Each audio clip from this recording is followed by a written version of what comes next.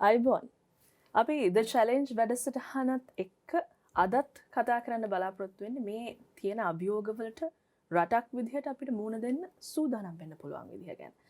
මේ වැඩසටහනේ විශේෂත්වය තමයි මේ ද චැලෙන්ජ් කියන නමට යටින් තියෙන තේමා පාඩය.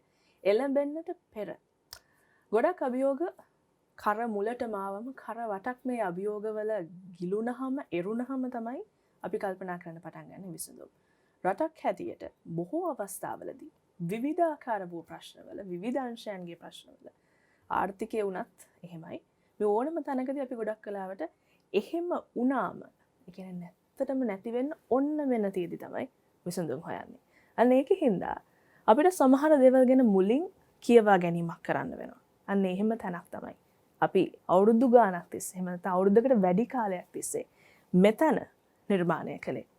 දැන් අපි මේ ඉන්න තැන මම කියන්නේ ශ්‍රී ලංකාව මේ මොහොතේ ඉන්න තැන සහ බාහිරින් රටට පිටින් එන බලවේග සහ ඒ බලවේග කළමනාකරණය කරගන්න විදිහ ගැන ඇත්තටම මේ රට ඇතුලේ පය ගහලා ඉන්න මිනිස්සුන්ට එහෙම නැත්නම් මේ වැඩේ විශේෂඥතාවය තියෙන මිනිස්සුන්ට හරි අවබෝධයක් තියනවාද මේක එක එක පැතිවලින් බලන්න පුළුවන්. අපි පහුගිය සතියේ කලින් සතියේත් මේකම වෙනස් මානයකින් දැක්කා. අදත් අපි ඒ වගේ කියවා ගැනීමක් කරන්නට සූදානම්. ඒ වෙනුවෙන් මේ ප්‍රවෘත්තිත් එක්ක නිතරම ගැවසෙන කාලාන්තරයක් තිස්සේ ලංකාවේ ජනමාධ්‍ය ක්ෂේත්‍රය ඇතුලේ මේ ප්‍රවෘත්ති ලේඛන කලාව ඇතුලේ වගේම තමන්ගේ අදහසුත් මාධ්‍ය ඔස්සේ පවා ජනගත කරන්නට උත්සාහ කරපු එහෙම කරපු මාධ්‍යවේදියෙක් අපි කැඳවා ගත්තා. ජ්‍යෙෂ්ඨ මාධ්‍යවේදියෙක්.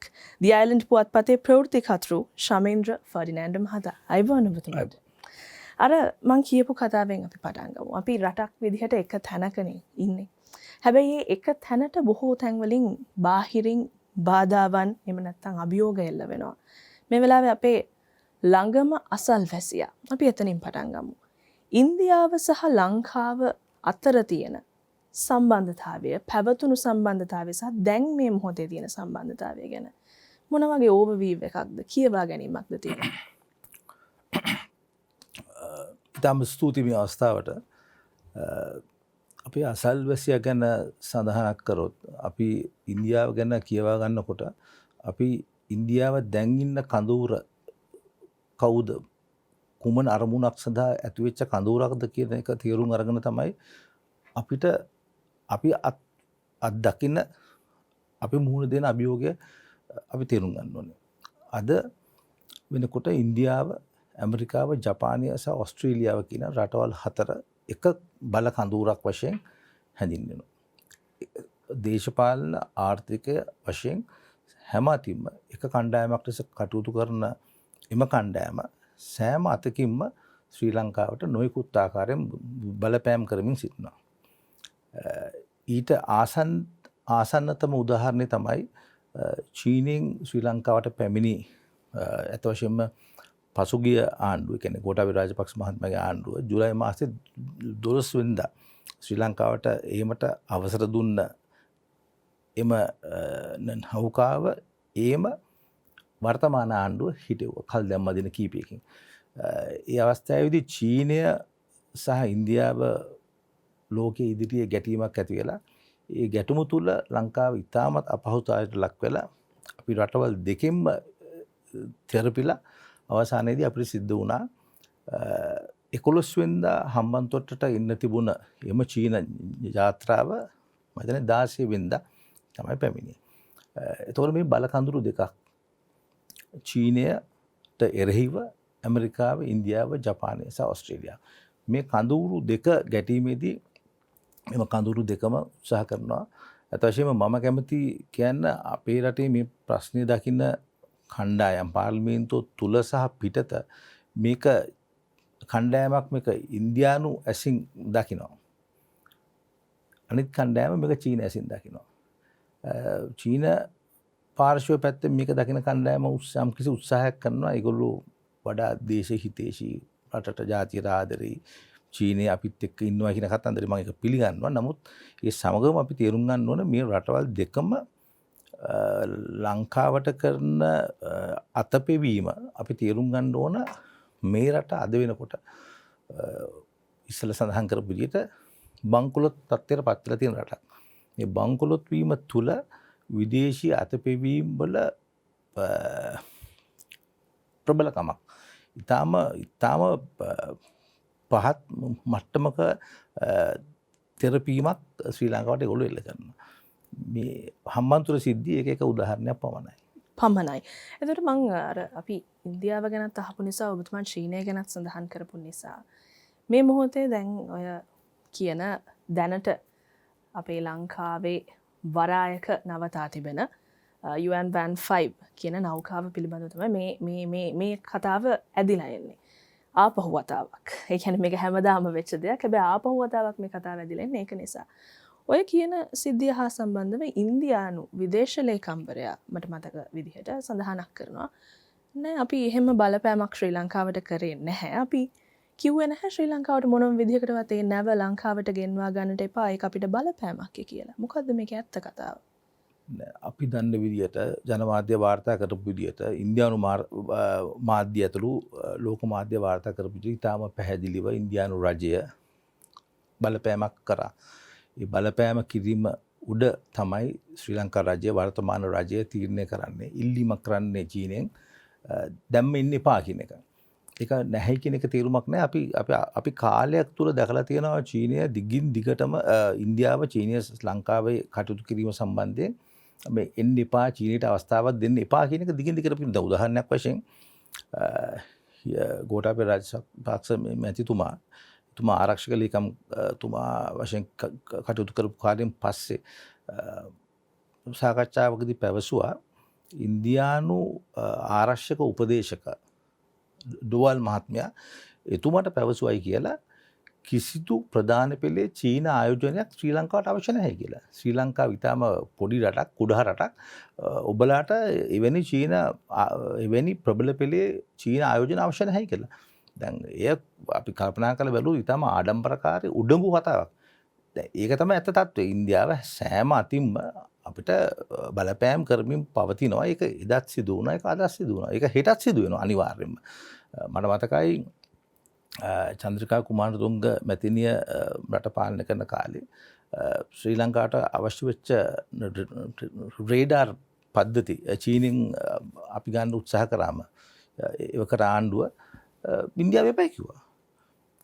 LTT ත්‍රස්තවාදීන් කොළඹට පහර දීලත් සති කීපයක් යනකම් අපිට ඒ චීනෙන් අපි ඉල්ලපු දේ අපිට ලැබුණේ නැහැ. ඒකට එකම හේතුව උනේ ඉන්දියාව එපා කිව්ව ඉඳයි.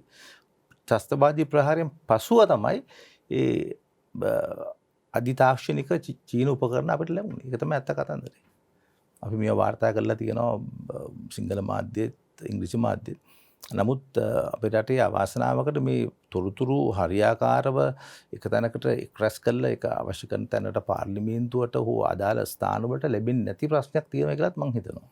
ඔබතුමා කිව්වා කලින් සමහරු මේක චීන ඇසින් දකින්න උත්සාහ කරනවා. සමහරු මේක ඇමරිකාව සහ ඔය ඉන්දියාව ඒ ඇසින් දකින්න උත්සාහ කරනවා කියලා. මේකේ හානියක් මේ රටේ තීරණ ගන්න උදවිය කිසියම් පාර්ශවයකට පක්ෂපාතීව, ඉතාම පක්ෂපාතීව තීරණ ගන්න යාමේ ලොකු හානියක් අපි පහුගිය ටිකේ දැක්ක නේද?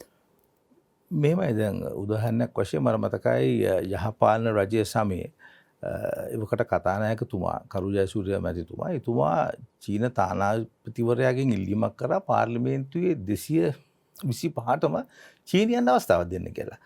දැන් මේක ඇත්ත වශයෙන්ම පුදුමාකාර ඉල්ලීමක්. දැන් මන්ත්‍රී මම හිතන්නේ ලෝකේ කිසිම රටක පාර්ලිමේන්තුවක් විසින් ඒ රටේ ඉන්න ඇමරිකානු තානාපතිවරයා හෝ චීන තානාපතිවරයාගෙන් එවැනි ඉල්ලීමක් කළා නැහැ කියලා මම හිතන්නේ. ඒ 225ක් චීනට යන්න ඉල්ලීම කරා විතරක් නෙමෙයි චීනි අපිට අවස්ථාව දුන්නා. එතකොට මේ මහජන මුදලින් පත්වෙච්ච මේ මහජන නියෝජිතයෝ කියන මේ පුද්ගලයෝ සමහර පුද්ගලයෝ තාම පාර්ලිමේන්තුවේ ඉන්න සෑහෙන ප්‍රමාණයක් සිරුද්දාම චීනෙ ගියා. ඊට පස්සේ පාර්ලිමේන්තුවට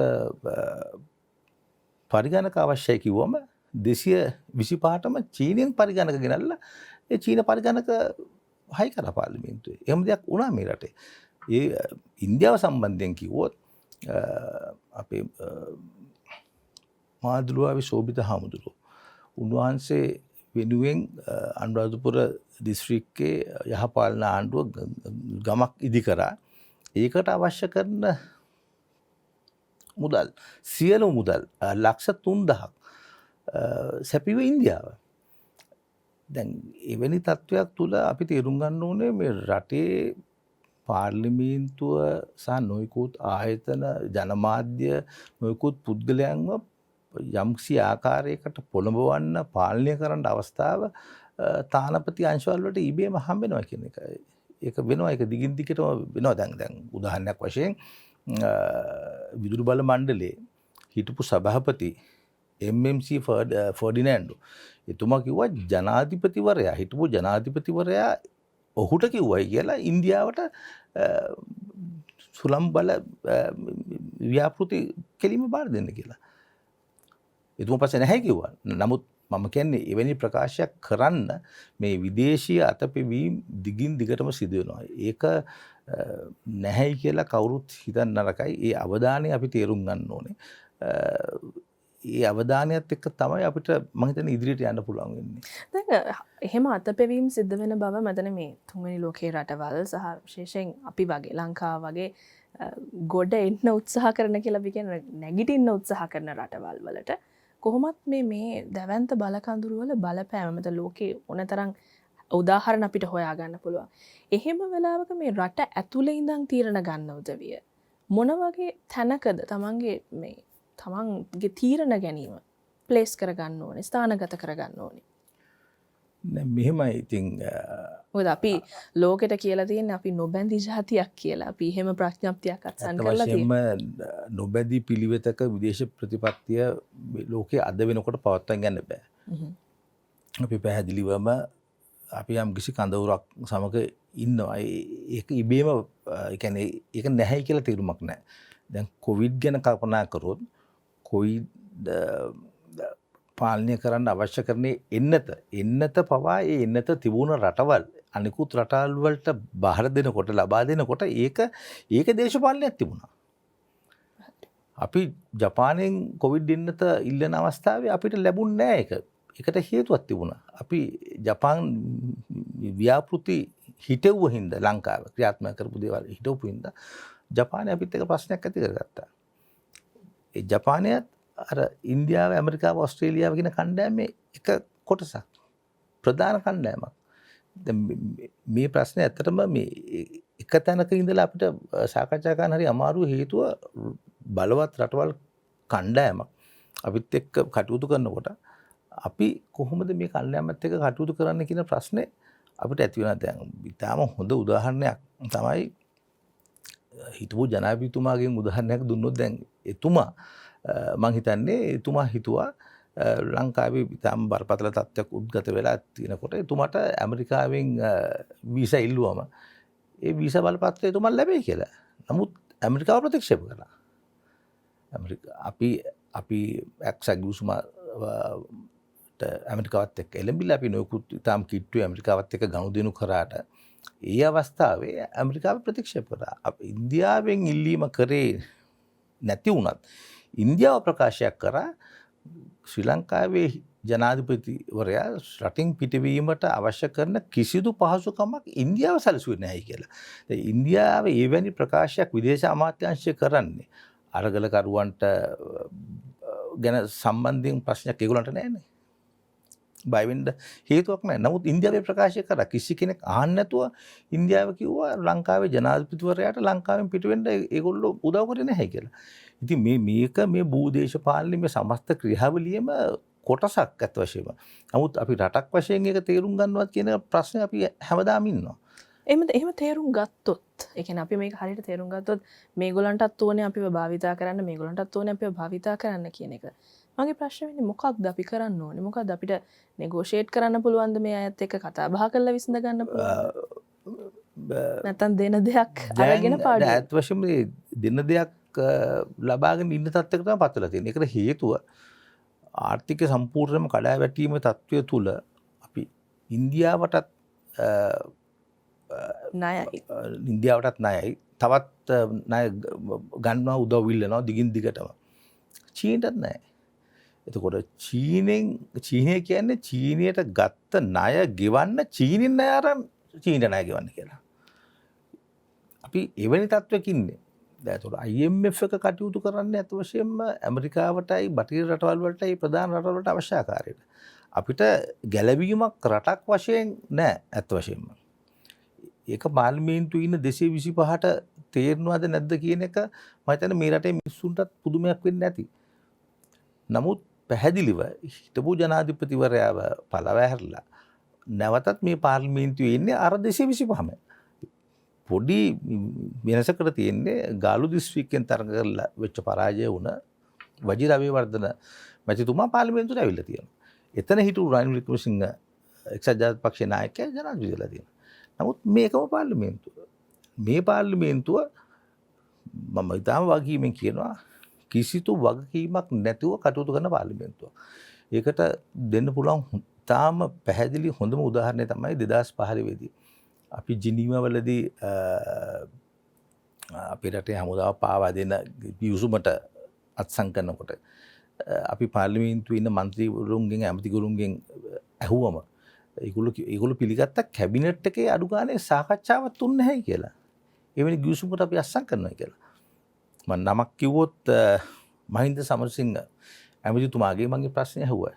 ෆීල්ඩ් මාර්ෂල් ෆොන්සේකා ඇමතිතුමාගෙන් මේ ප්‍රශ්නය ඇහුවා. ඒ දෙන්නම ඉතා පැහැදිලිව කිව්වා කැබිනට් එකේ සාකච්ඡා වුණ නැහැ කියලා. ඉතින් කැබිනට් එකේ සාකච්ඡා වෙන්නේ නැති, පාර්ලිමේන්තුවේ සාකච්ඡා වෙන්නේ නැති ගිවිසුමකට අපි විදේශීය විනිසුරුකරුවන් ලංකාවේ ඉන්න හමුදාවේ ඒගොල්ලන්ට ඉදිරියට ඉදිරිපත් කරනවා කියන ගිවිසුමකට අත්සන් කරන්න සූදානම් නම් චීන නැව ලංකාවට එන එක ප්‍රශ්නයක්ද කියලා තහන්න හිතෙනවා.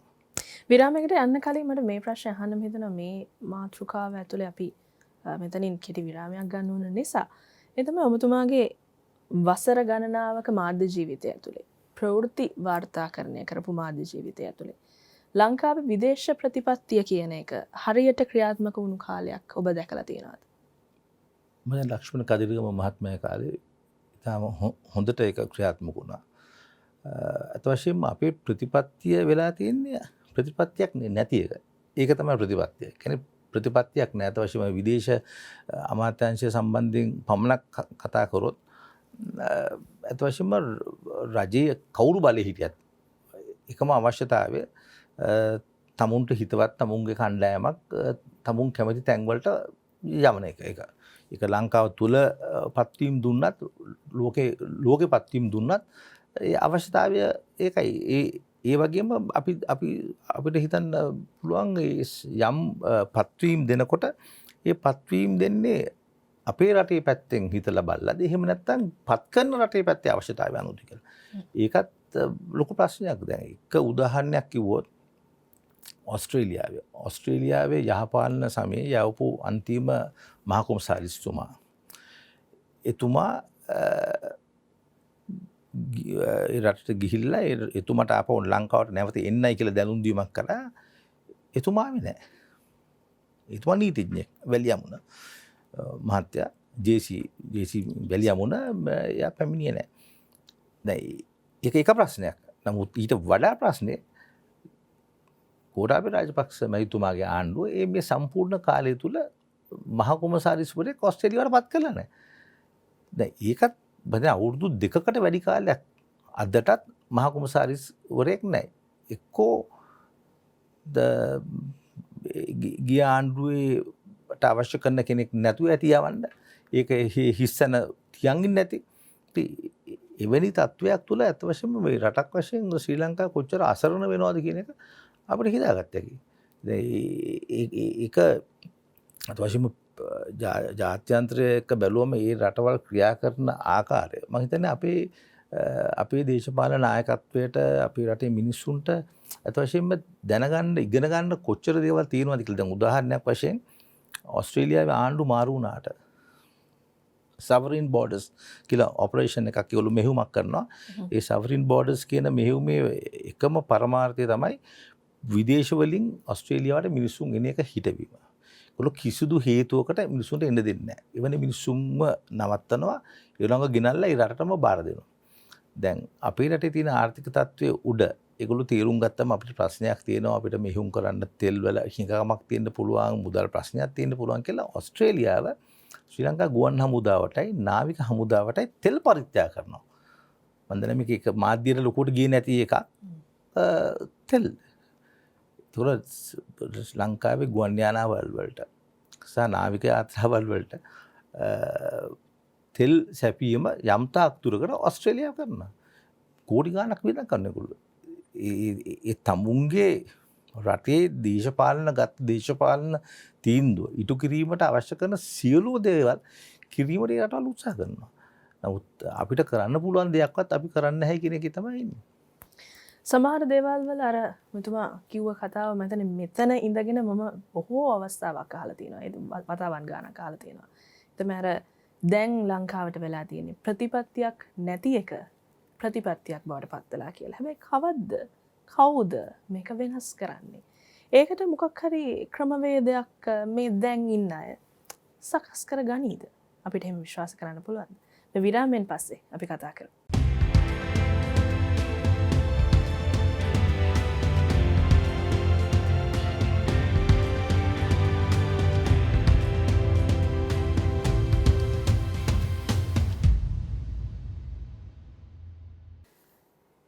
දැන් අපි වෙනුවෙන් තීරණ ගන්න කවුද? ගන්න ඕනේ කවුද? හැබැයි ගන්නේ කවුද? ඒක තමයි රට ඇතුලේ ඉන්න ජනතාවගේ හිත ඇතුලේ තියෙන ප්‍රශ්නේ. ඒ කියන්නේ මේ අපිව බලන් ඉන්න ඔබ වගේම මේ කතා කරන මමත් මෙතුමාගේ හිතේ තියෙන ප්‍රශ්නේ. කාවද අපි පත් කරලා තියෙන්නේ අපි වෙනුවෙන් තීන්දුව ගන්න? ඕකනේ අපිට හැමදාම වරදින්නේ. දැන් අපි ඒක ගැන කතා කරමු.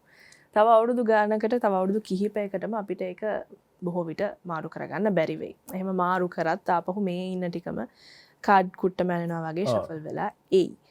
එතකොට මේ එක එක කාලෙට එක එක සංකල්ප කියන මේ දවස්වල තියෙන ලස්සනම මම දන්නේ මේකට කොහොමද කියන්නේ ඩ්‍රාමා එක නාට්‍යද සර්වපාක්ෂික ආණ්ඩුවක් අවශ්‍යයි කියන එක. මේ වෙලාවේ මේ තියෙන අර්බුදයට තියෙන එකම විසඳුම එක කියලා තමයි හැමෝම යෝජනා කරන්නේ. අතර මේක එහෙම වෙයිද ඉතින් මේ 225ම? මෙහෙමයි දැන් ඔය සර්වපාක්ෂික ආණ්ඩුව යෝජනාව ඇතරම හොඳයි. අදහසක් වශයෙන් ගත්තම සර්වපාක්ෂික කියලා කියන්නේ මේ පාර්ලිමේන්තුව නියෝජනය කරන සියලුම පක්ෂ නියෝජනය වෙන ආකාරය. කණ්ඩායමක් ආණ්ඩුවක් ඇත්තටම හොඳයි. මම හිතනවා ඒක මේ රටේ අවශ්‍යතාවය කියලා. මම ඇත්තටම හිතනවා සමගි ජන බලවේගයේ නායකයා සජිත් ප්‍රේමදාස මහත්තයා මේකට එකඟ වෙයි කියලා. මේ ආණ්ඩුවට එන්න ඇමතිකම් ගන්න. නමුත් එතුමා එකට එකඟ නැහැ. එතුමා විරුද්ධයි. නමුත් එතුමා ඒක නොකියන කෑල්ලක් තියෙනවා. ඇත්ත වශයෙන්ම ඒක එතුමාගේ වැරදක් නෙමෙයි. මම දකින විදිහට මේක ඇත්ත වශයෙන්ම අපි මේ සර්වපාක්ෂික කියන ආණ්ඩුව යෝජනා කරන කණ්ඩායම වගේම මේ රටේ ඉන්න මිනිස්සු දැනගන්න ඕනේ පාර්ලිමේන්තුව හැදිලා තියෙන ක්‍රමය සංයුතිය. පාර්ලිමේන්තුවේ සංයුතිය තේරුම් ගන්න නැතුව සර්වපාක්ෂික ආණ්ඩුව ගැන කතා කරලා වැඩක් නැහැ. ඇත්ත වශයෙන්ම පාර්ලිමේන්තුව නියෝජනය කරන පක්ෂ 15ක්. පාර්ලිමේන්තුව පිළිගන්න දේශපාලන පක්ෂ සහ කණ්ඩායම් 15ක් තියෙනවා. පාර්ලිමේන්තුවේ සංඛ්‍යාව 225යි. දැන් ප්‍රශ්නේ තියෙන්නේ සමගි ජන බලවේගයේ සර්වපාක්ෂික ආණ්ඩුවකට ඉන්නේ නැත්තම් නීත්‍යානුකූල විදියට මම කියන්නේ කීයක් හරි දීලා කහරි ගන්න විදිය නෙමෙයි. ඉන්නේ නැත්තම් සර්වපාක්ෂික ආණ්ඩුවක තේරුමක් තියෙනවා කියලා. ඒකට හේතුව පොහොට්ටු පක්ෂයේ ආසන 145යි. සමගි ජන බලවේගයේ පක්ෂ ආසන 54යි. 225න් 199ක් ඉන්නේ පක්ෂ දෙකයි. තුන්වෙනි විශාලම පක්ෂය තමයි TNA පක්ෂය. ඒකේ 10යි. දැන් කල්පනා කරලා බලන්න 145යි 54යි 10යි. මේ 54යි 10යි 145ත් එක්ක එකතු වෙන්නේ නැත්තම් සර්වපාක්ෂික ආණ්ඩුවක් හදන එකේ තීරුමක් නැහැ. සර්වපාක්ෂික ආණ්ඩුවක් කියලා නම් කරලා ඒකට ඉන්නේ 145ම කණ්ඩායම නම් අර අපේ පරණ තිබුණ කණ්ඩායමයි. ජනාධිපති හිටපු ජනාධිපතිවරයා පමණයි අඩු. ඒක තමයි ප්‍රශ්නේ. අත වශයෙන්ම මේ ප්‍රශ්නේ අහන ඉඳලා මම මේ තමයි මේ අත වශයෙන් මේ පාර්ලිමේන්තුවෙන්ම නිකුත් කරපු ලද දෙයක් හැකිනම් පෙන්වන්න පුළුවන්. මේ තමයි මේ පාර්ලිමේන්තුව සංයුතිය.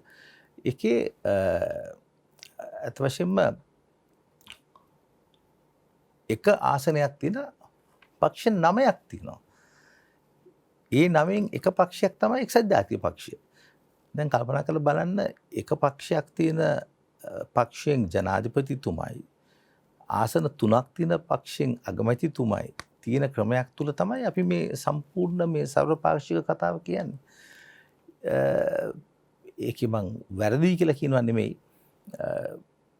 සැබෑ ඌමනාවකින් රටේ පැත්තෙන් කල්පනා කරලා එකතු වීමක් වෙන්නේ නැත්නම් මං හිතන්නේ මේ සර්වපාක්ෂික කතාවත් තීරුමක් නැති දෙයක් කියලා. දැන් මේ සම්බන්ධව කියද්දි මම මේක මේ නාට්‍යයක් කියලා කිව්වේ දැන් ජූලි 9 වෙනිදා ඇතිවෙච්ච සිදුවීම් පෙළත් එක්ක ඊට පස්සේ දවස් ගාන ඇතුළත ජනාධිපතිවරයෙක් තෝරගන්න කාලය ලබා දෙනවා. මේ ඔක්කොම වෙලා දැන් අපි අගෝස්තු 18 18 පහු කරලා යනවා. ඒතර මේ සමස්ත කාලය ඇතුළතම අපි දකින්නේ මේ එකම වචනේ සර්වපාක්ෂික ආණ්ඩුවක් කියන එක. හැබැයි පක්ෂ සියල්ලටම කිසිම අවස්ථාවක සාකච්ඡාවලදී එකඟතාවයකට එන්න බැරි වෙලා තියෙනවා නේද? ඔබතුමාට තියෙන ඉන්සයිඩ් ඉන්ෆර්මේෂන් තියෙනවා නම් ඇයි ඒ? දැන් මෙහෙමයි. දැන් අර ඉස්සෙල්ලා පෙන්නලා දුන්න විදියට සමගි ජන බලවේගය ආණ්ඩුවට එකතු වීම ප්‍රතික්ෂේප කරනවා නම් මේ සර්වපාක්ෂික කතා කරලා තේරුමක් නැහැ. ඔවුන්ගේ ප්‍රධාන තර්කය ෆර්ඩිනෑන්ඩ් මහත්මයා මේ ඔවුන් කියන කතාව.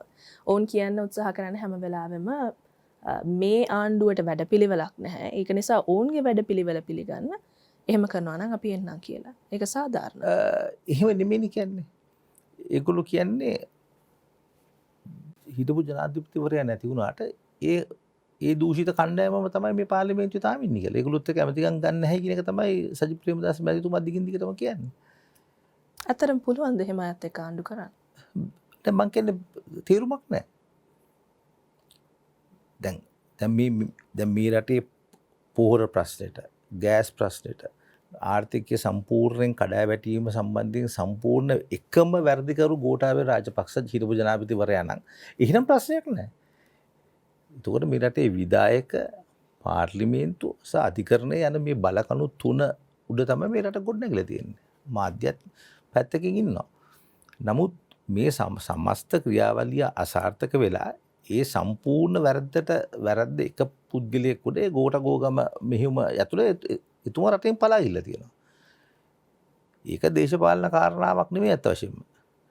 නමුත් දැන් සිදුවන දේ අපි බැලුවම අපිට තාම පැහැදිලි මේ අර කණ්ඩායමම තමයි ඉන්නේ. දැන් පුදුම වෙන්න එපා. මේ 22 වෙනි සංශෝධනය තුල යෝජනා කරලා තියෙන එක යෝජනාවක් තමයි ජාතික ආණ්ඩුවක් පිහිටවනවා නම් ඇමති දුර සංඛ්‍යාව පාර්ලිමේන්තුවල තීරණය කරන්න පුළුවන් කියලා. එතකොට ඇමතිගොල්ලෝ 60ක් ඉන්නත් පුළුවන්. දැන් උදේ ඉඳන් හැන්දෑව වෙනකන් කන්න බොන්න සල්ලි නැහැ කියලා ඉන්දියාවට චීනයට අතපාමින් ණය වෙමින් තවදුරටත් ණය වෙමින් ඒ හේතුව හින්දා අපේ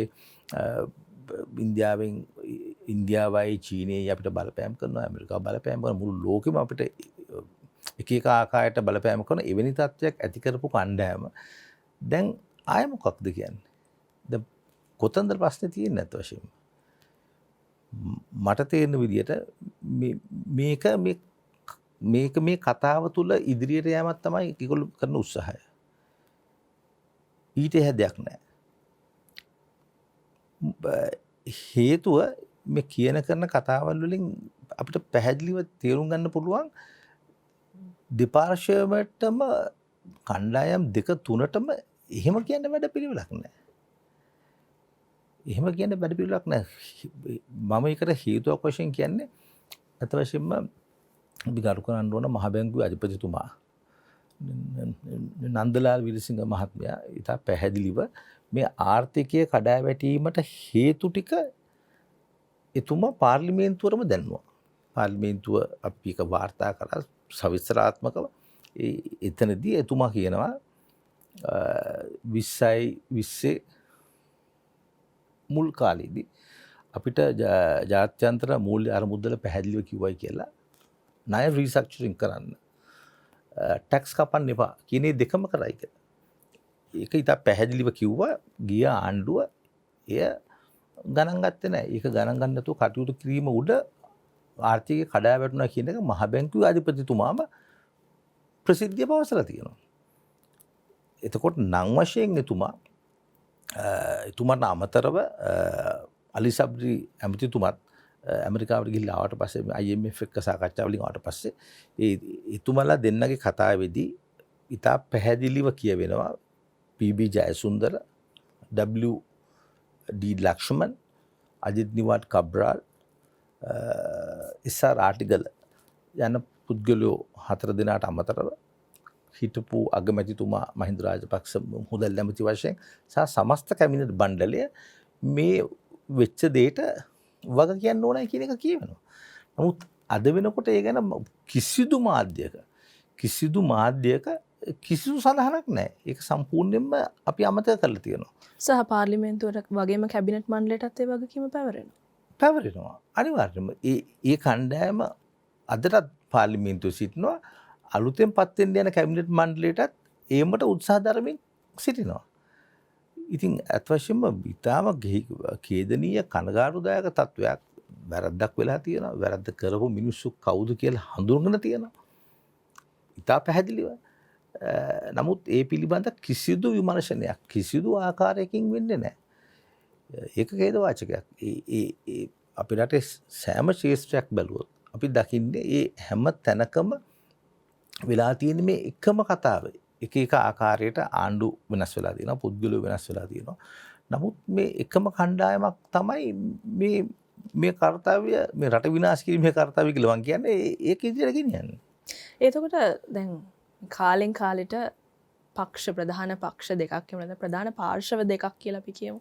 මොකද එක්සත් ජාතික පක්ෂයයි සමගි ජන බලවේගයයි අතර ලොකු වෙනසක් නැහැ මේ පක්ෂ දෙක අතර. ඒතර එහෙම බැලුවොත් මේ ප්‍රධාන පාර්ශව දෙකනේ ෆර්ඩිනාන්ඩ් මහත්මයා මේ කාලෙන් කාලෙට මේ රටේ ආණ්ඩු කළේ. ඔව්. ඒතකොට දැන් නම වෙනස් වුණාට කණ්ඩායමන් දෙකක් ඔව්. ඔව්. ඒතර අපි එක කාලෙට එක නමුත් ගෙනාවා. යහපාලනය කියලා වචනයක් එක්තරා අවස්ථාවක ගෙනාවා. දැන් අපි ඉන්නවා මේ සර්වපාක්ෂික ආණ්ඩුවකින් තමයි මේක කරගන්න පුළුවන් කියලා. අපි එක කාලයක දැක්කා යහපාලනය තමයි ලංකාවේ තියෙන ප්‍රශ්න වලට විසඳුම කියලා. එහෙම ක්‍රමයක් ස්ථාපිත කිරීම. දැන් අපි මේක සර්වපාක්ෂික ආණ්ඩුවම විය යුතුයි කියලා හිතාගෙන ඒ අයටම ඉඩ දීලා බලන් හිටීම දවල් හීනයක් නේද? විකල්පයක් නැහැ කියලා මම කියන්නේ. දැන් වෙන රටක කොන්ස්ටිටියුෂන් එක රටක ව්‍යවස්ථාව මත තමයි සියලු දේම රැඳිලා පවතින්නේ, ප්‍රශ්නයක් විසඳන්නේ. නමුත් අපේ රටේ අවාසනාව ව්‍යවස්ථාව තමයි රටේ ප්‍රශ්නෙට ප්‍රධාන. ඒ කියන්නේ අපි ඒක හොඳට හිතලා බැලුවොත් ව්‍යවස්ථාව යම් පුද්ගලයන් තමුන්ට අවශ්‍ය ආකාරයට පාවිච්චි කරන හින්දා ඒ තත්ත්වය උදා වෙලා තියෙනවා. දැන් උදාහරණයක් වශයෙන් 1989 දී ජාතික ලයිස්තුව ශ්‍රී ලංකාවට හඳුන්ලා දෙනකොට ප්‍රේමදාස මහත්මයාගේ නායකත්වයෙන් තමයි මේ කණ්ඩායම රැස් වෙලා සාකච්ඡා කරලා තාම ප්‍රබල දේශපාලඥයෝ ගොඩාක් හිටියා. ඒ කණ්ඩායම යෝජනා කරා ජාතික ලයිස්තුවට එන්න ඕන මේ වගේ පුද්ගලයෝ කියලා. නමුත් ඒක කතානායකතුමාට ගිහිල්ලා ඒ කාලේ හිටපු ජනාධිපති ජයජයවර්ධන මහත්මයා හරහා ඒක සම්මත වෙන අවස්ථාවේදී යෝජනා කරපු දෙයක් නෙමෙයි තිබුණේ. ඒ කියන්නේ යෝජනා කරේ රටට දෙයක් දායක කරන්න පුළුවන් කණ්ඩායමක් ගේන්න කියන එක. නමුත් උනේ පරාජිත පුද්ගලයෝයි, ඡන්දයෙන් මිනිස්සු ප්‍රතික්ෂේප කරපු මිනිස්සුයි, තමුන්ට කැමති මිනිස්සුයි නෑදෑයෝ ගේන්න පුළුවන් තත්වයක් ඇති කරලා ඒක වෙනස් කරා. ඒකට චෝදනා දැන් ඩියුගුණසේකර මහත්මයා වගේ අය එවකට හිටපු අග්‍රවිශ්වකාරතුමාට පවා චෝදනා කරනවා. ඉතින් අපි කොන්ස්ටිටියුෂන් එක පවා ඊතර වංචාවක් කරලා තිනවා. දැන් මේක බැලුවොත් 19 ගැන බැලුවොත් 19 ඉස්සල්ලාම යෝජනා කරනකොට තියෙන්නේ ජාතික ආණ්ඩුවක් පිහිටවනක්.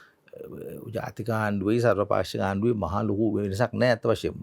ජාතික ආණ්ඩුවක් පිහිටවනවා නම් වැඩියෙන්ම ආසන ගත්ත පක්ෂය සහ දෙවනුවට ආසන ගත්ත පක්ෂය එකතු වෙන්න ඕන කියලා තියෙන්නේ.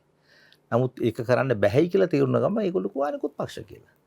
දැන් මේ විදියට මේ කණ්ඩායමට පුළුවන් මේ 145 තියෙන කෙනාට මේ එක්කෙනෙක් දෙන්නෙක් ඉන්න පක්ෂ එකතු වෙලා ඒක සර්වපාක්ෂික ආණ්ඩුවක් කියලා කියන්නේ. කල්ලාමති දුර සංඛ්‍යාව වැඩි කරගන්න. එවැනි තත්ත්වයක් තියෙනවා. මේ මෙතන 15 දෙනාගෙන් පක්ෂ 9ක් කට ඉන්නේ එක ආසනයයි. මම හිතන්නේ ලෝකෙ කිසිදු පාර්ලිමේන්තුවක මෙවැනි තත්ත්වයක් නැහැ කියලා මම හිතන්නේ. දැන් උදාහරණයක් වශයෙන් මේ දේශපාලන පක්ෂ වෙන පක්ෂයක් යටතේ තරඟ කිරීම තුළ මම හිතන්නේ මැතිවරණ කොමිසම දේශපාලන පක්ෂ සිවිල් ප්‍රජාව ජනමාධ්‍ය මේක ගැන සාකච්ඡා කරලා මේක ගැන ඇත්තටම හොයලා බලන්න ඕනේ. දැන් උදාහරණයක් වශයෙන් විමල් වීරවංශ මැතිතුමාගේ පක්ෂය ජාතික නිදහස් පෙරමුණ. දැන් ජාතික නිදහස් පෙරමුණට ආසන 6ක් තියෙනවා පාර්ලිමේන්තුවේ. නමුත් පාර්ලිමේන්තුව පිළිගත්ත පක්ෂ 15 අතරේ පක්ෂේ නැහැ. ඒකට හේතුව පොහොට්ටු පක්ෂය හරහා තමයි තරඟ කරන්නේ. ඉතින් මේක හරිම වෙන ලෝකෙත් එක්ක බැලුවොත් මේක මේ දැන් හතර බීඩි කතාවක්. දැන් මෛත්‍රීපාල සිරිසේන මැතිතුමා හිටපු ජනාධිපති. ශ්‍රී ලංකා නිදහස් පක්ෂේ නායක. එතුමා පොහොට්ටුවේ මන්ත්‍රී.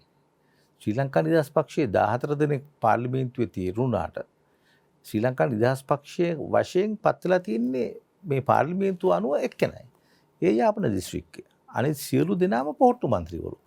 අත් වශයෙන්ම මේක මේ අනවශ්‍ය විදියට මේ දේශපාලන සූදුවක මේ සියලුම දේශපාලන පක්ෂ යෙදිලා අද වෙනකොට මම හිතන්නේ මේ සියලු පක්ෂවල වල ප්‍රතිපත්ති නැති වෙලා ඒගොල්ලෝ එදා දවස තුල කොහොමද තමුන් කටයුතු කරන්නේ තමුන්ගේ කණ්ඩායම කොහොමද එකට තියාගන්න යන තත්ත්වයට තමයි පත් වෙලා තියෙන්නේ. ඉතින් ඒක හරියාකාරව මම හිතන්නේ ඒක සම්බන්ධව ඒගොල්ලෝ කටයුතු කිරීම අවශ්‍යයි. දැන් අවම වශයෙන් දැන් මේ අවස්ථාවේ රට තියෙන්නේ ඊටාම අසතුටුදායක තත්වයක. අපි තේරුම් ගන්න ඕන මේ දේශපාලනයේ අස්ථාවර වෙන තරමට විදේශීය බලපෑම් රටට වැඩි වෙනවා කියන එක. එදා කිව්වේ ඉන්දියාව දෙමළ පක්ෂ පාලනය කරනවා කියන එකනේ. ඒක අපිට අදහස. නමුත් මම හිතනවා අද වෙනකොට සියලුම දේශපාලන පක්ෂ පුද්ගලයෝ නොයෙකුත් ආකාරයට රටවල් වලට ඕන විදිහට පාවිච්චි වෙනවා. මම ඒක දෙන්න පුළුවන් එක උදාහරණයක් තමයි යුගදනවි ගිවිසුම ශ්‍රී ලංකාව අත්සන් කරන්නේ රෑ මධ්‍යම රාත්‍රී 12ට සැප්තැම්බර් මාසයේ 17 20යි 21. දැන් රෑ 12ට ගිවිසුම් අත්සන් කරන රටක් මම හිතන්නේ කොහෙවත් නැහැනේ. දැන් කැබිනට් මණ්ඩලයේ ඇමතිගොල්ලෝ තුන්දෙනෙක් විමල් වීරවංශ උදය ගම්මන්පිල වාසුදේව නානායක කරන මහතුරු තුන්දෙනාම සුප්‍රීම ශේෂාධිකරණයට ගියා. එහෙම දෙයක් වුණ නැහැ කියලා. නඩුව සම්පූර්ණයෙන්ම ඉවත ගියා. නමුත් අපේ රටේ ප්‍රශ්නයක් තියෙනවා කියන එක දිගින් දිගටම අපිට පෙන්වුම් කරනවා. ඒ ගිවිසුම ඇමරිකාවට අවශ්‍ය විදියට ඒ අවස්ථාවේ අත්සන් කරේ ඇයි කියන ප්‍රශ්නය අදත් තියෙනවා. ඒත් වශයෙන්ම ගිය ආණ්ඩුව දෙකට කැඩෙන්න දෙක තුනට කැඩෙන්න පළවෙනි හේතුව උනේ ඒක. ඒ ගිවිසුම.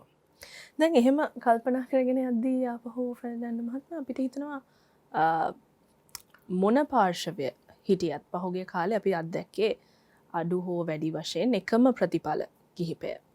ලංකාවේ කෘෂිකර්මය එදා තිබුණු තත්ත්වයෙන් අද වෙනකොට දියුණු වෙලා නැහැ. එතකොට ලංකාවේ ආර්ථිකය දියුණු වෙලා නැහැ. ඒ කියන්නේ වැඩි දියුණු වීමක් මේ කිසිම ක්ෂේත්‍රයක අපිට දකින්න නැහැ. ජනමාධ්‍ය වුණත් මම හිතන්නේ ඉක්විප්මන්ට් අරුණාම ගුණාත්මක භාවය අතින් අපි වැඩි දියුණු වෙලා නැහැ. ඒක අපිට පිළිගන්න සිද්ධ වෙන කාරණාවක්. ඉතින් ඔය දෙපැත්තට වෙලා එහෙම නැත්නම් ආණ්ඩු පක්ෂේ විපක්ෂේ දෙපැත්තේ හිටපු කට්ටිය එක පැත්තකට වෙලා ජනතාව තනි කරන්න වෙන උත්සාහයක් නෙවෙයිද මේ සර්ව පාක්ෂික ආණ්ඩුව කියන්නේ? එහෙම කියන්නත් පුළුවන්. එහෙම නොවේ කියලා කාටද කියන්නේ? එහෙම නොවේ කියලා කියන්න බෑ. කියන්නේ අපේ රටේ තරුපය ප්‍රජාතන්ත්‍රවාදය දූෂිත ක්‍රමයක් කියන එක පැහැදිලිනේ. ඒක අමුතුවෙන් කියන්න දෙයක් නැහැ.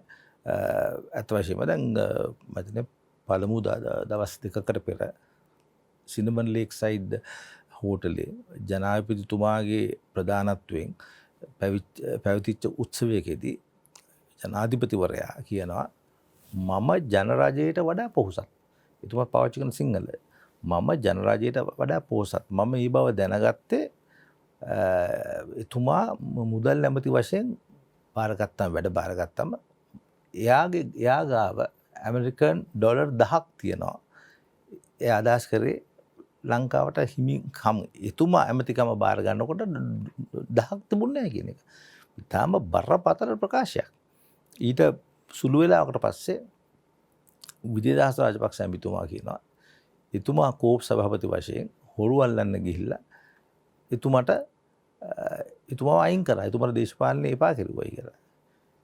ඉතින් නමුත් දැන් මේ ජනාධිපතිතුමා පත් වෙලා එතුමා ඉන්න ආණ්ඩුවෙත් අර කණ්ඩායම එහෙමම ඉන්නවා. ඉතින් ඇත්ත වශයෙන්ම ඒකෙන් ගැලවෙන්න පුළුවන් ක්‍රමයක් මම නම් හිතන්නේ නැහැ තියෙනවා කියලා. ගැලවෙන්නත් බෑ. අපි ඒක තේරුම් අරගෙන තමයි කටයුතු කරන්න වෙන්නේ. නමුත් තිබුණ ආර්ථික තත්ත්වයට එක්ක බලනකොට මම හිතනවා අලුත් ආණ්ඩුව උත්සාහයක් කරනවා කියලා හරි පැත්තකට ගන්න. ඉතින් මිනිස්සුන්ට හිතන්න පුළුවන් සාර්ථක වෙයි කියලා. නමුත් සර්වපාක්ෂික ආණ්ඩුවක් ගැන විශ්වාසයක් නැහැ මට. ඒ කියන්නේ එය පිහිට වෙයි කියලාද එය සාර්ථක වෙයි කියලාද? පිහිටෙව්වත් නැතත් ඒකේ ලොකු අර්බුදයක් ඒකන තේරුමක් නැහැ කියලා මම හිතන්නේ. ඒක ඇත්ත වශයෙන්ම ඒක නිකම් මිනිසුන්ට පෙන්වන්න ජාත්‍යන්තරයට පෙන්වන්න කරන දෙයක් මිසක් ඇත්ත වශයෙන්ම එහෙම දෙයක් කරයි කියලා වෙනසක් වෙන්නේ නැහැ කියන එක පැහැදිලි. ඒක ඉතාම පැහැදිලි. මොකද මේ පාර්ලිමේන්තු ක්‍රමය තුල මේ කණ්ඩායම කිසිදු ආකාරයෙන් ඒගොල්ලන්ට නායකත්වය දුන්න හිටපු ජනාධිපතිවරයාට රට අතහැරලා දාලා යන්න උනාට මේ කණ්ඩායම වෙනස් වෙලා නැහැ කියලා පැහැදිලි.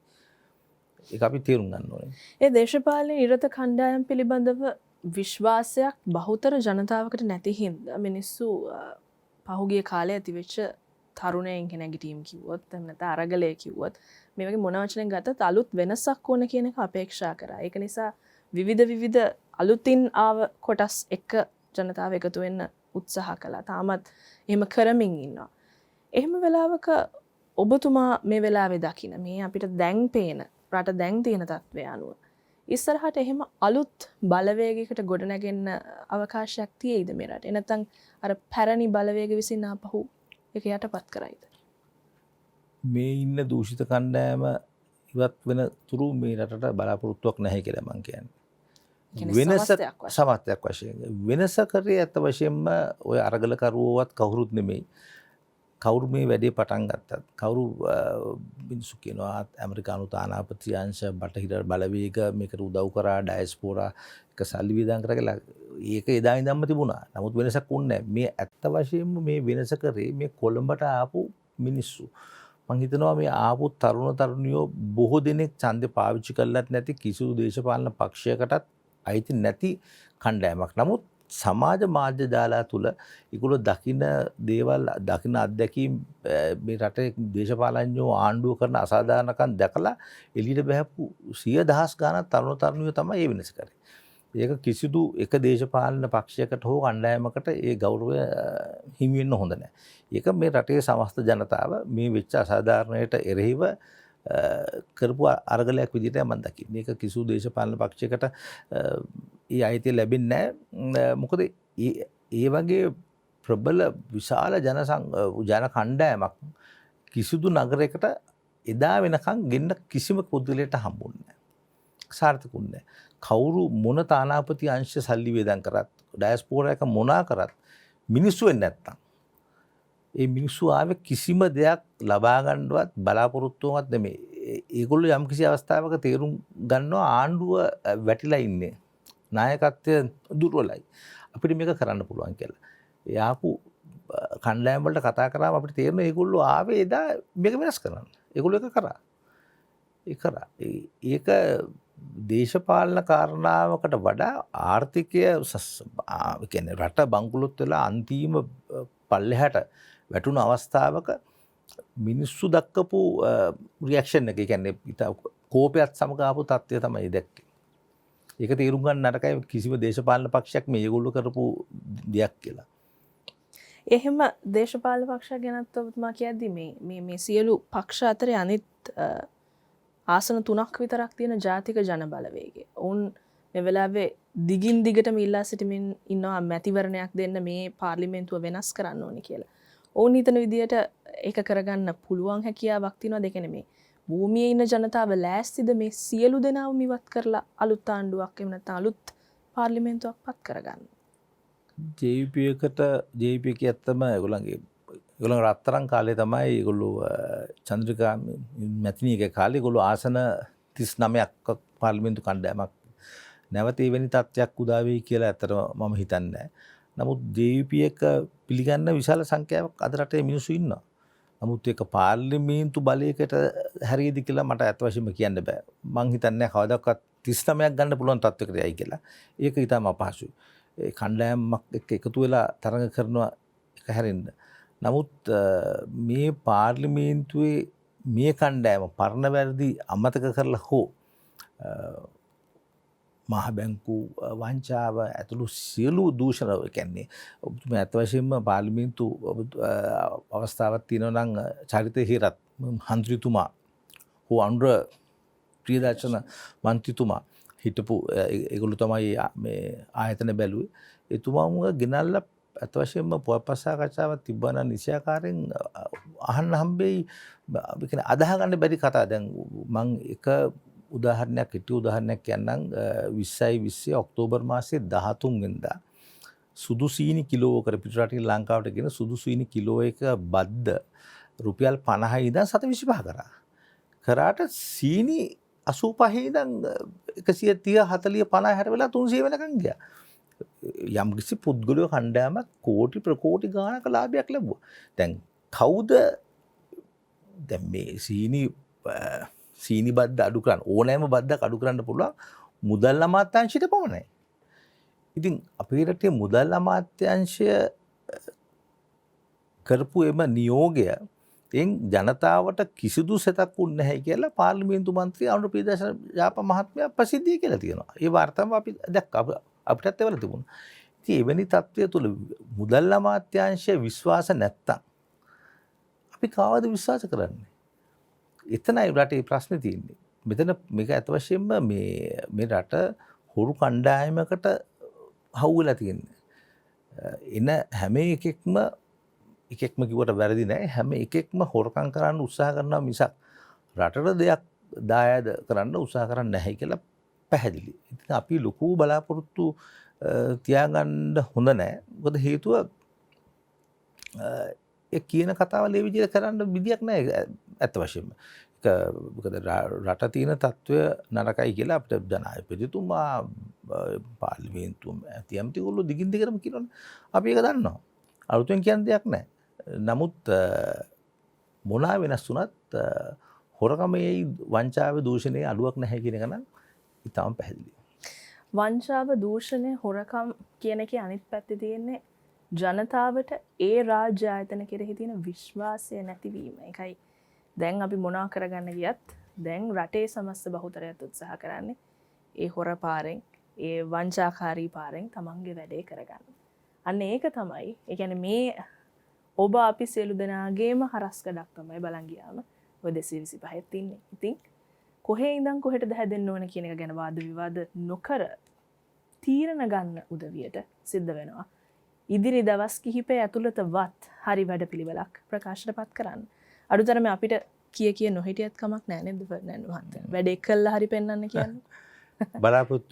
බලාපොරොත්තු වෙමු. එය පමණයි ඇත්තරම දැන් අපිට ඉදිරිව තිබෙන බෙහෙවින්ම ස්තුතිවන්ත වෙනවා. ඔබතුමාගේ අත්දැකීම් ඔබතුමා පහුගිය කාලාන්තරයක් තිස්සේ කරපු වාර්තාකරණයන් මේ හැම එකක්ම පොඩියට හරි අපිට පැයක් ඇතුලේ විග්‍රහ කරලා දුන්නට දී අයිලන්ඩ් පුවත්පතේ ප්‍රවෘත්ති කර්තෘ ශමීන්ද්‍ර ෆර්ඩිනෑන්ඩ් මහතාට ස්තුතියි ඔබතුමාට. ආපහු දවසක හම්බෙමු. එමනම් ද චැලෙන්ජ් වැඩසටහනෙන් අපි අදට සමුගන්නවා. අපි කතා කරමු. සමහර අභියෝග මේ කතා කරන මොහොතට වඩා ඊළඟ මොහොතේ අලුත් වෙලා තියෙවි. ගිහින් එන්න. සුබ රාත්‍රියක්.